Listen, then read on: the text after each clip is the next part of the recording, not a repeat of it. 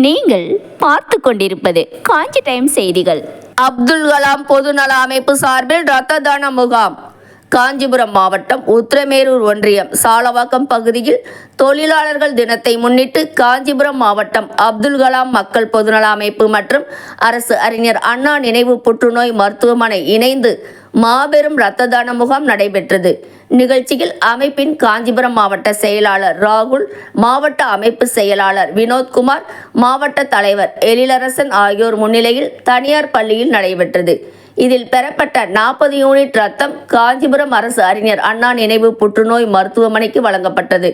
இதில் சிறப்பு அழைப்பாளராக அப்துல் கலாம் மக்கள் பொதுநல அமைப்பின் மாநில தலைவர் வெண்பு பிரகாஷ், மாநில பொருளாளர் லெனின், மாநில முதன்மை செயலாளர் விஜயகுமார், மாநில அமைப்பு செயலாளர் ராஜன், மாநில தலைமை குருதி ஒருங்கிணைப்பாளர் ஆனந்தன், சுற்றுச்சூழல் பாதுகாப்பு மற்றும் வளர்ச்சி பிரிவின் மாநில தலைமை ஒருங்கிணைப்பாளர் வெங்கட்ராமன், தகவல் தொழில்நுட்ப பிரிவின் மாநில தலைமை ஒருங்கிணைப்பாளர் சதீஷ், மகளிர் நல மேம்பாட்டு பிரிவின் மாநில தலைமை ஒருங்கிணைப்பாளர் ரேஸ்மா பர்வீன் ஆகியோர் இரத்த தான முகாமில் பங்கேற்றனர்.